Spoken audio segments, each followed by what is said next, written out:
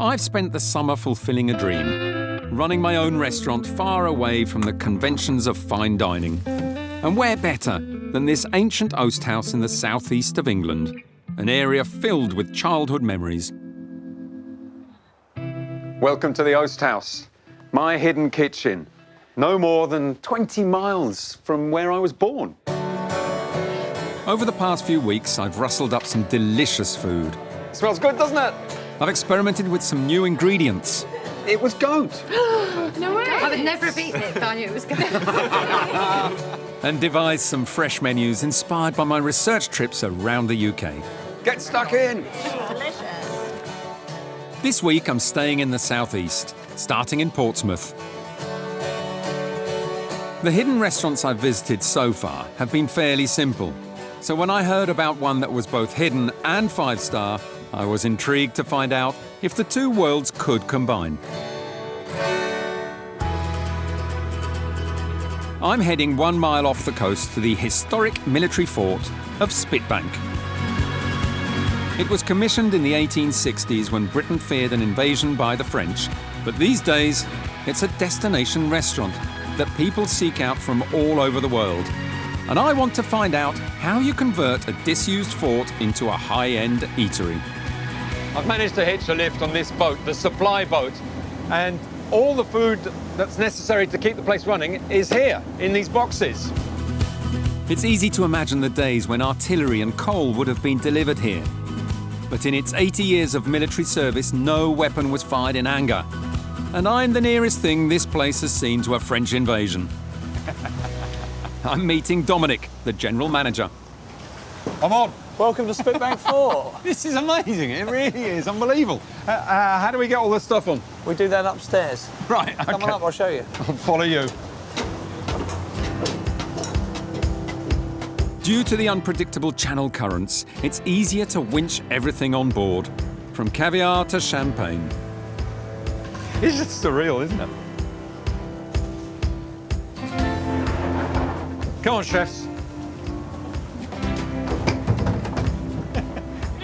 Come on, got that. This is hard work. And this happens how many times a day? Can be 2 to 3 times a day. Wow.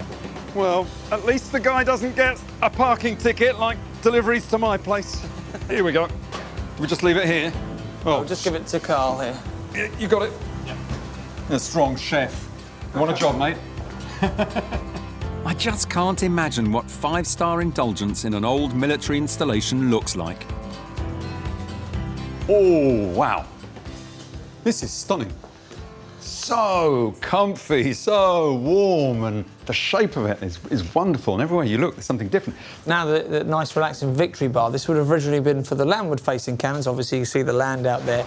These rivets in the floor, they would have put the cannon on a singular wheel so that they could quite simply change the direction that they were firing. The refurbishment sympathetically combines 150 years of military character with luxury. It's just steeped in history, but it's done with so much taste. It's wonderful. It is a joy. Oh, yes! You could have a ball of a time here. Absolutely, yeah, great party venue. From the rooftop hot tub to the terrace fire pit, it's impressive. But as a chef, I want to know how difficult it is to create exquisite food way out here. So this is the dining room, and the kitchen is just through there. Wow, this is a proper restaurant. Tablecloths, very fancy glasses. The restaurant dishes up 4-course meals and Sunday lunches, which cost a pretty penny, £135, including return water taxi and fizz on arrival. To showcase his kitchen, head chef Darius has promised me one of his new specialities.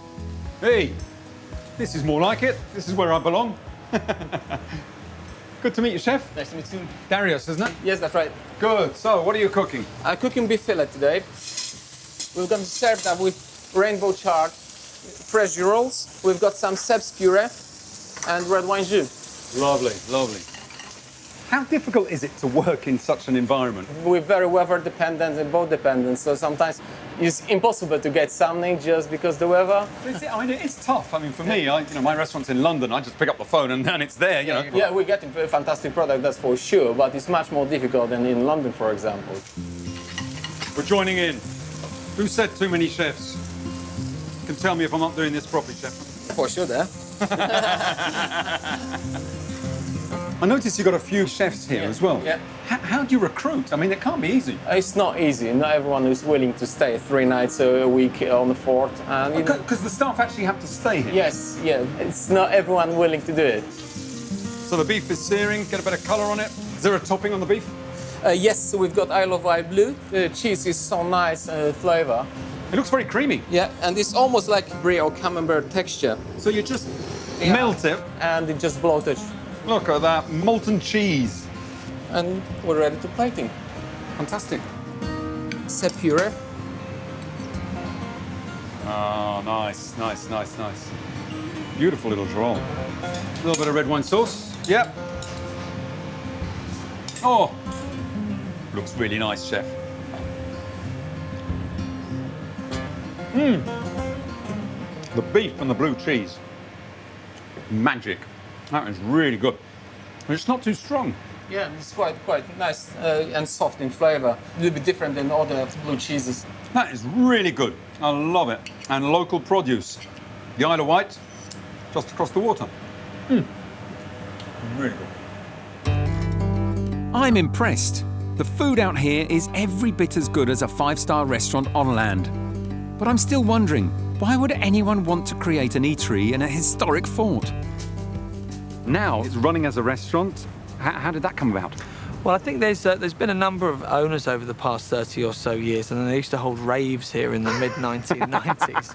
But our owner really wanted to do something that nobody else was doing, and he wanted to run venues where people could have weddings used as a restaurant and be totally different from anywhere else. He had an incredible vision. He walked around the fort and then came and said, I think we can put the bar here, we can put the restaurant here, we could do this, we could put the hot pool there, the fire pit, and realised that within 3 years. Before I came here, I couldn't imagine how an old fort could be transformed into a gastronomic getaway. But that's exactly what they've achieved, and in style. And what a spot to try out a recipe for my Oast House, based on some of the ideas I've picked up around me. I'm going to create a starter, a beef watercress salad with blue cheese dressing. And whereas Spitbank once divided Britain and France, my dish will unite them. I'm going to cook a piece of beef with blue cheese inspired by my time with Darius in the kitchen here. The difference being, this is a really traditional French cut. A nod to la belle France over there. It's bavette, or skirt in English. And it's a big, big chunk of meat, this one. Very economical, though. This piece of meat here only costs about £8. I'm paring down Darius's fine dining steak dish into a simple, rustic platter to suit my Oast House menu. So salt and pepper both sides, drizzle a bit of oil. That's it, ready to grill. And I'm going to be serving it rare, as it should be, the French way, as the way I like it. But it must be warm in the middle, nice and pink and juicy. To add flavour, I'm grilling shallots. Just cut these in half, put them on the barbecue so that they can caramelise. Cut side down. And serving it on toasted sourdough. So a little bit of olive oil on the bread on both sides. Put that next to the beef. Right, now for the dressing. I'm going to take this beautiful, creamy blue cheese from the Isle of Wight. Some blue cheese can be really salty and strong and acrid. This isn't. It's wonderful. Ah, you can see how creamy that is. It really is lovely. Another nod to France, a little bit of creme fraiche to make it even more creamy. If you haven't got creme fraiche, you can use yogurt, sour cream, buttermilk. I'm seasoning with sea salt, black pepper, and vinegar. And for the oil, a secret little tip of mine.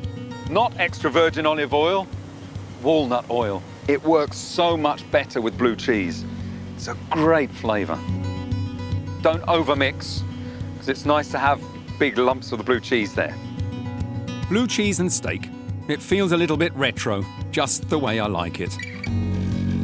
I want the meat to melt in the mouth, so I'm resting it for about 10 minutes to allow the fibres to relax, which gives me the time to present the rest of the dish.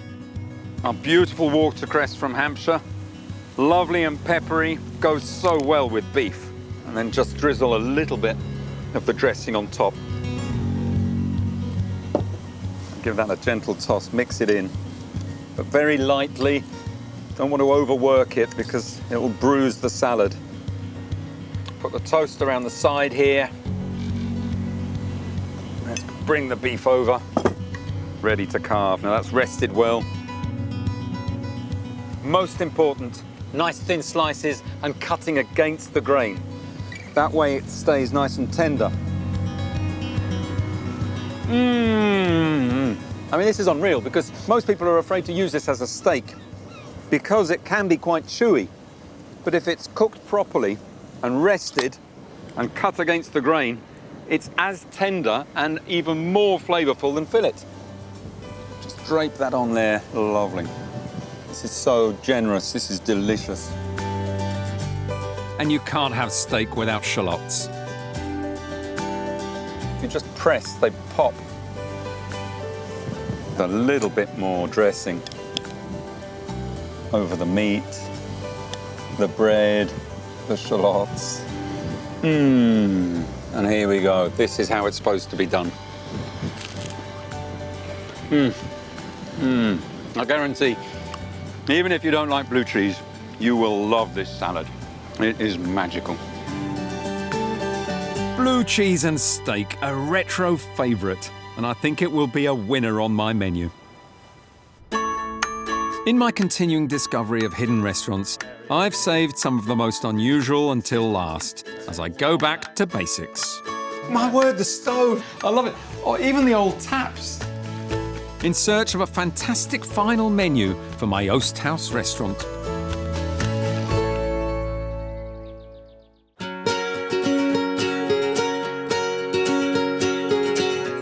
My Oast House restaurant was set up with a clear concept: to serve simple food in a relaxed setting. I think every place that I've been to, they have a vision and they're driven towards that. Doesn't matter how obscure the location is, they make it work. For my next visit, I headed just 12 miles down the road to Hastings.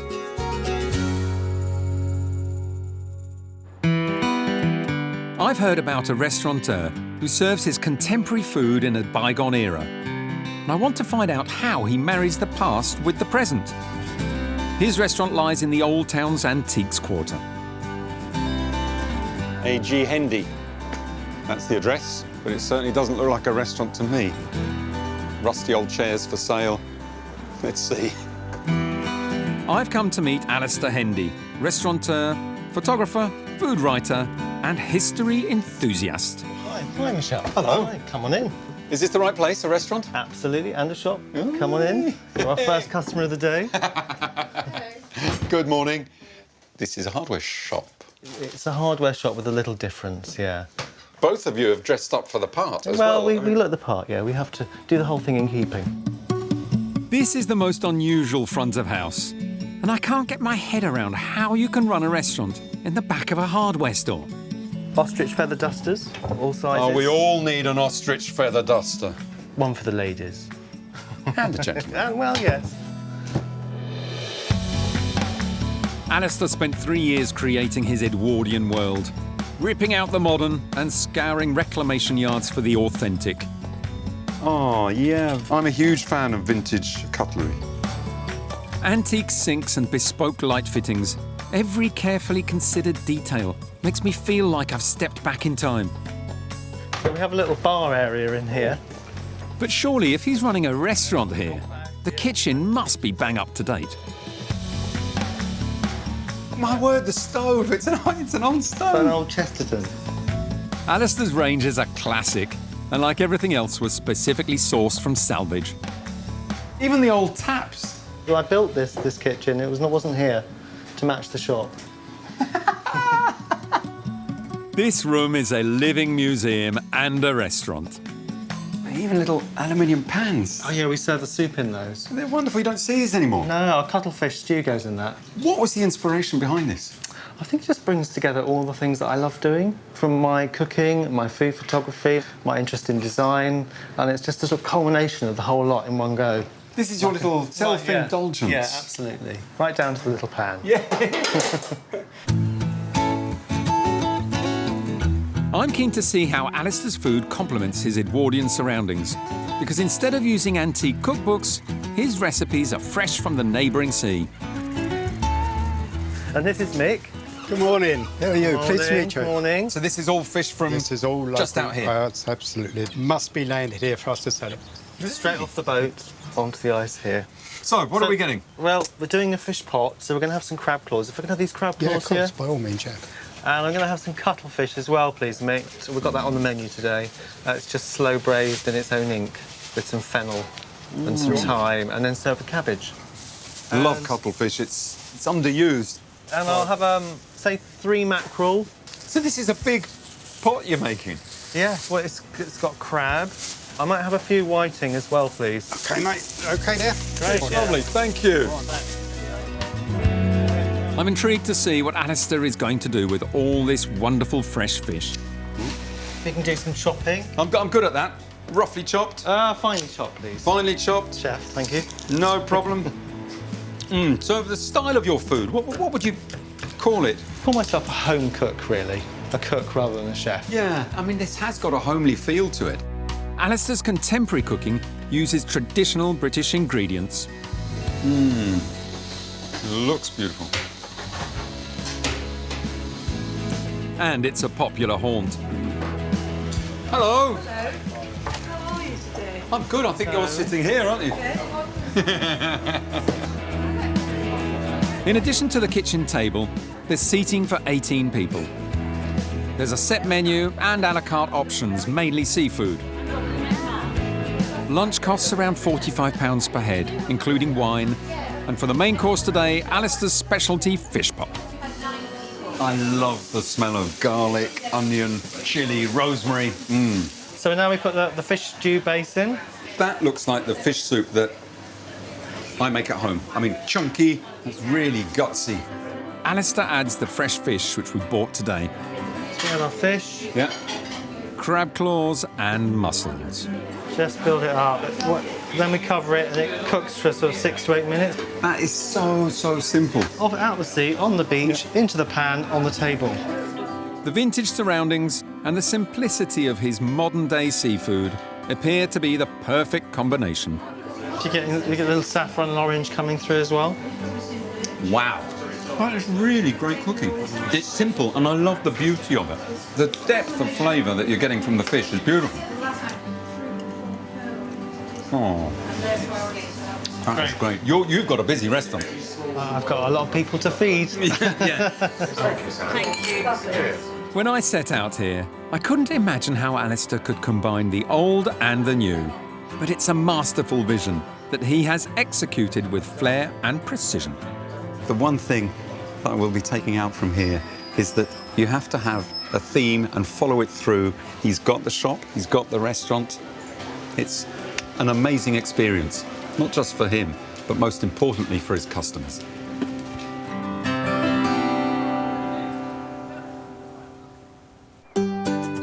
Back at my Oast House restaurant, I'm about to create a main course, taking what I've learned from Alistair's marriage of the past and present.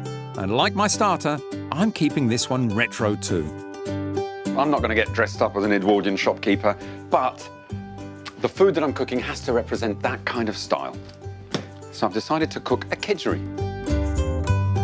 I'm going to turn a normally lightly spiced brunchtime dish into a contemporary spicy main course curry. It's a great British classic, and it's not just for breakfast. And my version will have a modern twist. My speciality kale crisps. Just a little bit of oil, salt, and baked in the oven. Now for the spices. First, the turmeric. It's going to give that lovely golden, rich, warm colour. Kedgeree was a favourite in the early 20th century, but its roots go way back to colonial India. A bit of curry powder. That's going to give us the warmth and depth of flavour. And finally, cardamom pods and just crush them a bit to release the seeds. Rice, a generous amount because it's a big sharing dish. I want the rice to soak up the essence of all the spices, helped along by some flavoursome chicken stock. Now for the star of the show, the haddock. I was mesmerised by all that fish in Hastings, and today I've chosen one of my absolute favourites. Beautiful, undyed smoked haddock. Now I'm going to poach my haddock in water. The rice is cooked. Put in butter, lots of it. Alistair's fish pot had such depth of flavour, and my carried up kedgeree will too. As well as the extra spice, I'm giving it some oomph, with fresh spring onions, chilli and coriander. I need 6 hard-boiled eggs. I'm going to keep some for decoration, and then the rest just roughly chopped and put in the rice. Stir them through, but lightly, delicately. My word, that smells good. Very important not to overcook the fish. It should still be opaque and delicate.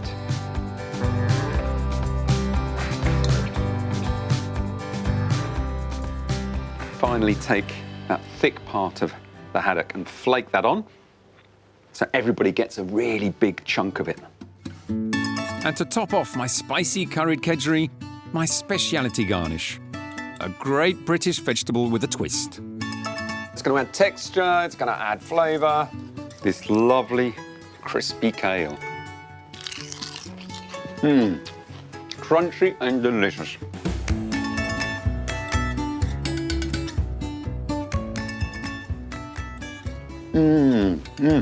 Scrumptious, rich, warm, and all those spices mingled together. It's a great British classic that really reflects A.G. Hendy's style. And like Alistair, who was a master at following through his theme, I've decided to make my entire menu a little bit vintage. When I was creating my hidden restaurant, I had to seek out a space and stick to it. But when I heard of a dynamic Dutch duo who had the vision to create a gigantic dining space that they could move from one country to another, I had to ask Freddie Bird to head over to Amsterdam to find out more. Because this may look like your everyday tower block, but in fact it's a boat, stretching 100 metres. Hi there.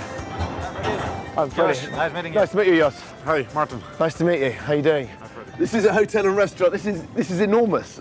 This is. It is. It's actually about 8 million kilos, all floating, and soon floating into London. I can't imagine the idea that you're going to drag this across the sea. The restaurant has been operating successfully for the past year in the Dutch capital, but now it's been packed up ready for the arduous voyage.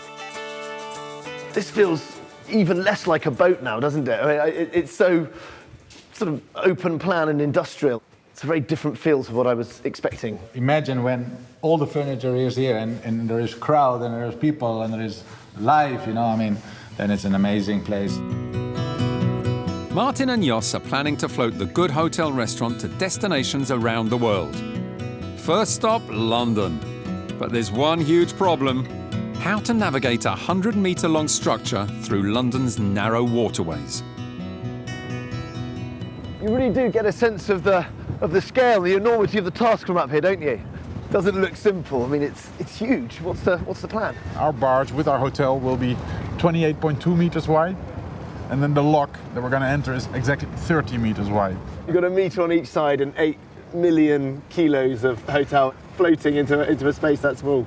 The beauty of it is, today we're here in Amsterdam, and 3 days from now we're going to be there in London on the quayside. It's a mammoth task, and you're obviously of a mindset that finds this sort of thing relaxing. But I don't share. I don't share your calm. I think you're Welcome to the Good Hotel. You're quite bonkers. Oh. The scale and vision for this gigantic floating restaurant puts my Oast House in the shade. But with a looming deadline and 200 miles of North Sea to cross, they have their work cut out before their opening night in London. And as I continue my search for a dessert, can inspiration strike in a disused car park in Margate? It's a dump. Yeah.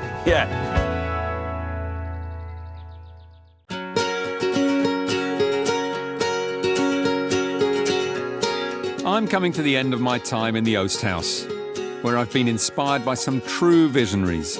So visionary that they can see a restaurant where no one else can. My final visit took me to the seaside town of Margate.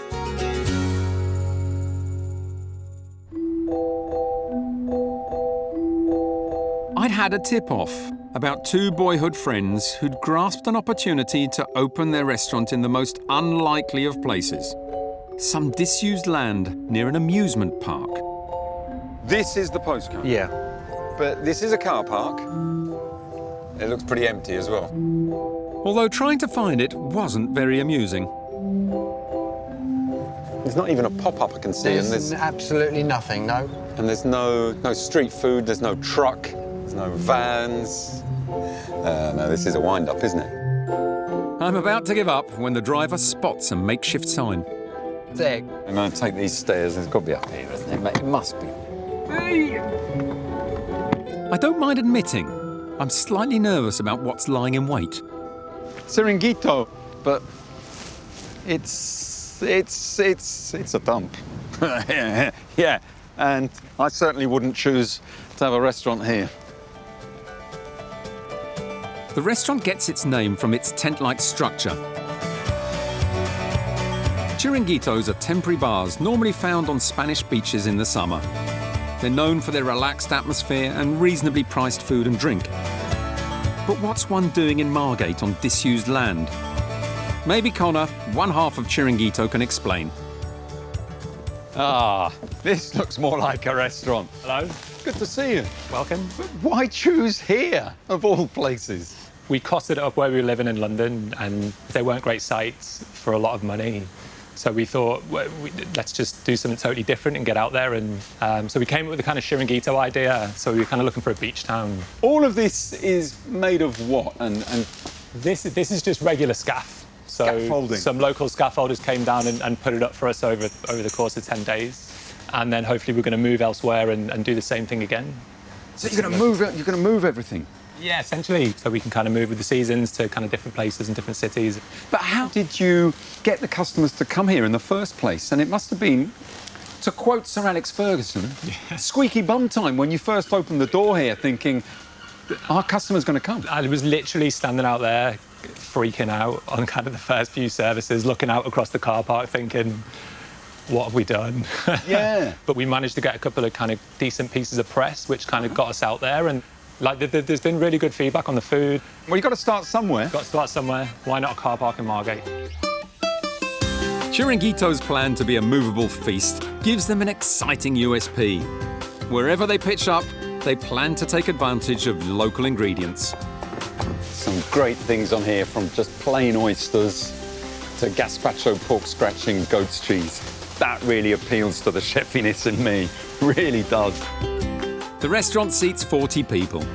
Here it offers a set lunch for £15 and a three-course dinner menu starting at £28. It's all rustled up by Connor's friend and business partner, Jackson. What are your dreams? Where are you going to take this? All over the world, internationally. The world. Today, Margate. Miami, maybe next. Who knows? Who knows? Beachside resort, why not? Exactly. But we want to keep that sort of seaside town feel. Yeah. For sure. Is there a particular signature dish? We've got the ice creams, which is a big focus on. No desserts, just ice cream. They are all dessert dishes, but they're all based around ice cream. And the reason we did that is because when we came to Margate, we felt that we wanted to do something fun with desserts. Yeah. And obviously, it's a seaside town. Everyone eats ice cream on the seaside. Yeah. Here we go. I'm hoping Jackson's signature ice creams will give me some ideas for my own dessert. Ooh. What have we got? So you've got dolce de leche, ice cream sandwich, peanut butter donut, and strawberry and grapefruit mint taco. Smashing. That's good. I'm going to go for this one first. Go for it. Oh, my word. This looks too good to be true. Oh, my word. Ice cream is great. Condensed milk or milk that you've boiled down? Condensed milk. That's why it's so... Moorish. Moorish is the word. Oh. I'm going in here now. Okay. So, donut and the ice cream? Peanut butter and jelly. Did you know I was coming or what?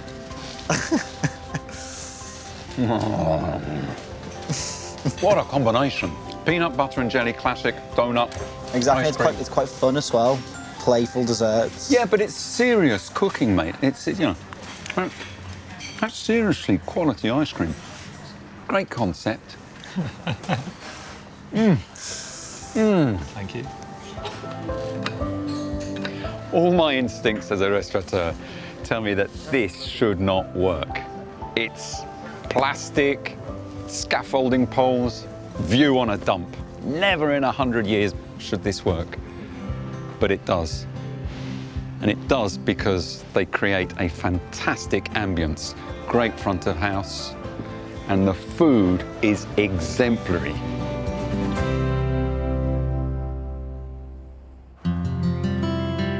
Back at my Oast House restaurant, I've already raided the 1920s for the main course and the 1950s for the starter. Now, to complete the retro theme, I'm turning to the 70s for the dessert. I've gone for a great old classic, a baked Alaska, and I know for sure that is going to put a smile on everybody's face. This is my peanut butter and jelly baked Alaska, and it's going to be a showstopper. 3 puds in one, layers of creamy ice cream with delicate sponge, lavishly smothered in my own style of cooked meringue. First, the melt-in-the-mouth sponge. You give that a really good whisk until it's light and fluffy. I'm using equal amounts of butter, sugar and flour. Then you fold it in gently so as not to let the air out. I'm making 2 sponges, twice the decadence once baked. I could use just 1 tin and cut the sponge in half, but I really like the brown top and the bottom. I think that's where most of the flavour is. Whilst they're baking, I'm going to flavour up my homemade vanilla ice cream. Peanut butter and some jam. This really is a bit of fun. Inspiration from Chiringuito's ice creams. I'm not mixing mine through. I prefer to gently ripple it. So the ice cream has got to be soft. The whole idea is when you take a spoonful of the ice cream, you just get a hit of each flavour as you go through it.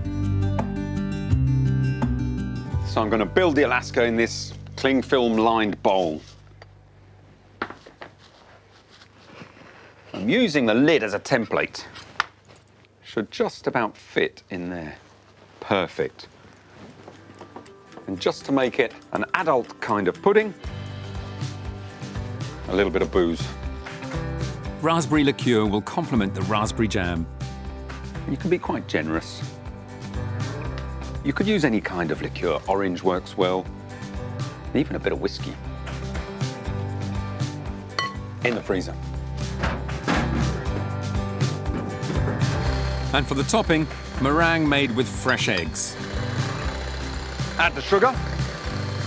And you whisk them up until they're really firm and silky smooth.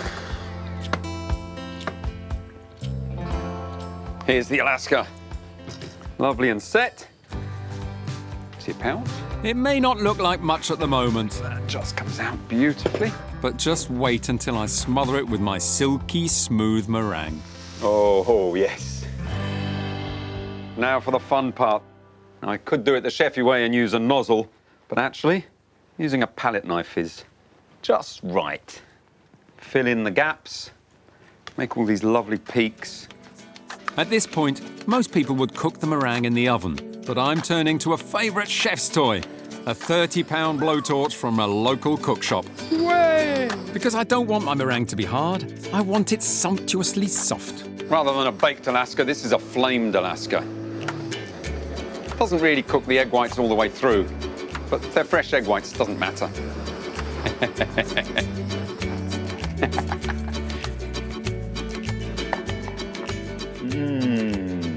Yo, yes. And there it is, my peanut butter and jelly baked Alaska. via Margate to my Oast House, the perfect retro dessert. It looks great, full of theatre, a hit of booze. Yeah. That's the crowning glory to my dinner. But before I serve it up, there was a tiny restaurant with a 3-month waiting list in southeast London, which I wanted Freddie to visit. Here, a woman with a big vision has created a little piece of France in a Citroën camper van. And I want to find out what makes it so popular.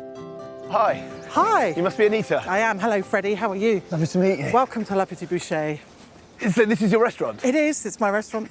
It's fantastic. I've always wanted one of these. They're great. They've got such absolute character. charm and character about them. Yeah. So this is your kitchen? So no, this is the restaurant, and the diners eat in this table here. So we have room for 4. The world's smallest restaurant. That's fantastic. This restaurant is like no other.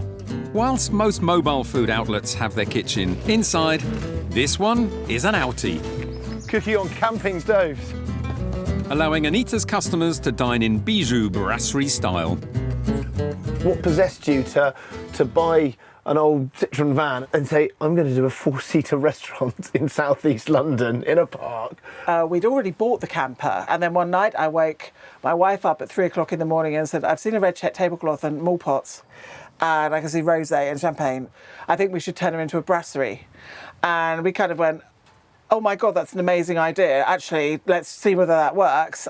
And by 6 o'clock, we had a Facebook page, we had a Twitter account, we had a website, which I built, and we took it from there. La Petite Bouchée serves everything French, from classic moule frites to a 3-course menu which costs £30.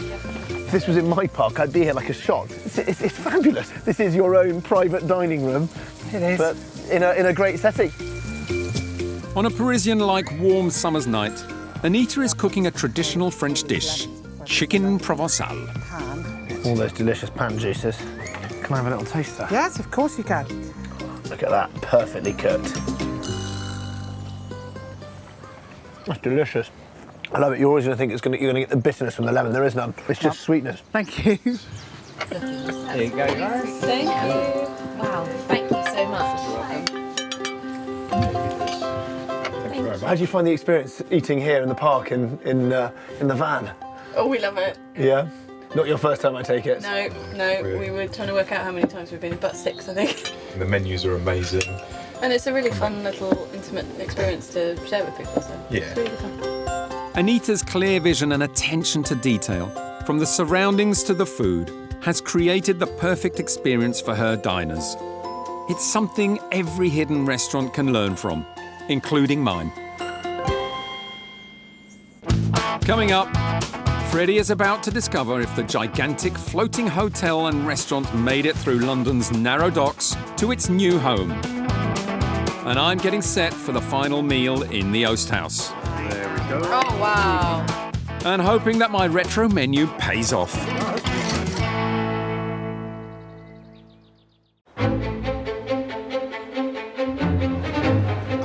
Earlier, I sent Freddie all the way to Amsterdam to meet Martin and Jos on their gigantic floating restaurant hotel, which they were about to move to London. I can't imagine the idea that you're going to drag this across the sea. After spending 2 days crossing the North Sea, the good hotel has arrived at the Royal Victoria Docks, 200 miles from its old home in Amsterdam. But the hardest part of the journey is the last 100 yards, getting it through the lock. 28-meter wide barge, 30-meter wide lock, and that's tight, basically. And it has to go in straight. If it doesn't go in straight, you're bouncing into something, and you don't want that. It's all just gonna have to fit. There's no other way. It has to fit. With just 2 meters to spare, the team need to gauge the perfect tide and weather conditions. Strong wind could blow it into the side of the lock.